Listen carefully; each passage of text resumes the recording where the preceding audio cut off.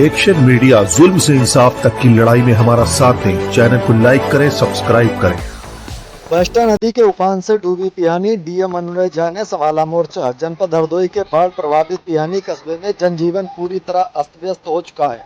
बहष्टा नदी के उफान के चलते न सिर्फ आबादी वाले क्षेत्र बल्कि सरकारी कार्यालय भी बाढ़ के पानी में डूबे हुए हैं। चारों तरफ पानी ही पानी नजर आ रहा है और हालात लगातार बिगड़ते जा रहे हैं। बुधवार को जिलाधिकारी हरदोई अनुराग झा ने पिहानी पहुंचकर हालात का जायजा लिया। उन्होंने बाढ़ पीड़ितों से मुलाकात कर उनका हालचाल जाना। मौके पर मौजूद अधिकारियों को कई जरूरी दिशा निर्देश दिए। डीएम अनुराग झा ने कहा, हर पीड़ित तक राहत सामग्री समय पर पहुंचेगी। राहत शिविरों में स्वास्थ्य शिविर भी लगाए जाएंगे। बाढ़ का पानी उतरते ही विद्युत आपूर्ति बहाल की जाएगी। फिलहाल पिहानी कस्बे में हालात गंभीर बने हुए हैं। स्थानीय लोग प्रशासन से लगातार मदद की उम्मीद लगाए बैठे हैं। कैमरामैन देव शर्मा के साथ Riyaz Siddiqui, Action Media News Hardoi.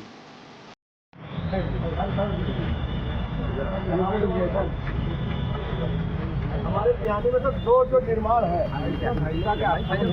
और एक यहाँ पे परजाऊ तालाब है अपने यहाँ पे, वो पूरा पाट दिया गया, जिसकी वजह से ये जो दिक्कत दिख रही है उसकी वजह से टोटल दिक्कत।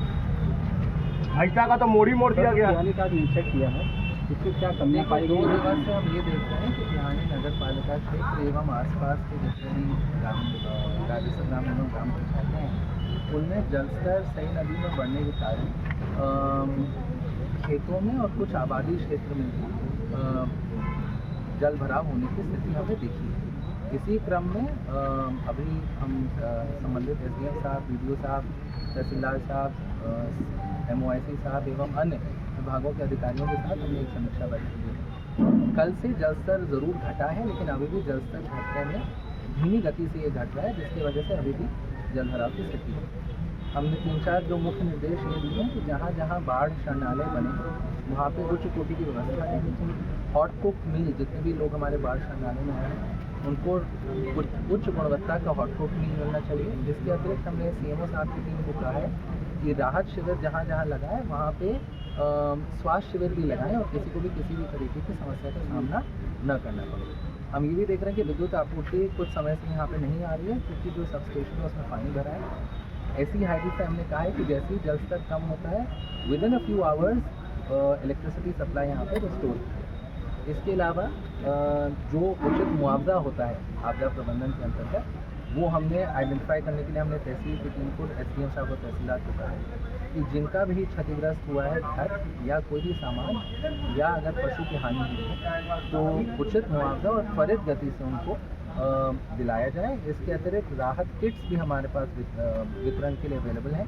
वो भी हमने कहा है कि कल सुबह से उसको बाढ़ शरणालयों में और गाँव में उसको दिया जाए। हम ये भी अनुरोध कर रहे हैं आप सभी के माध्यम से कि अभी क्योंकि जलस्तर बढ़ा हुआ है तो रात बेरात अनावश्यक कहीं ना निकले। अगर कोई भी समस्या आती है तो तत्काल संबंधित एसडीएम साहब को या हमको ज़िले में अवगत कराएं, हम उसका निराकरण करने का पूरा प्रयास करेंगे। हमने ये भी निर्देश दिया है कि जैसे जैसे जलस्तर घटने वाला है वैसे वैसे इंटेंस सैनिटेशन की कार्रवाई की जाए, सफाई की कार्रवाई की जाए, जिसके लिए ईओ साहब और बीडीओ साहब को भी हमने कहा है। जहाँ जहाँ गौवंश संरक्षित हैं गौशालाओं में, हमने सीडीओ साहब से भी अनुरोध किया है कि उनको वहाँ से अगर जलस्तर बढ़ता है तो किसी सुरक्षित स्थान पे लेके जाएं। वहाँ की टैग है वो तत्परता से काम कर ही रही है और किसी को भी किसी तरीके का दिक्कत का सामना नहीं होता।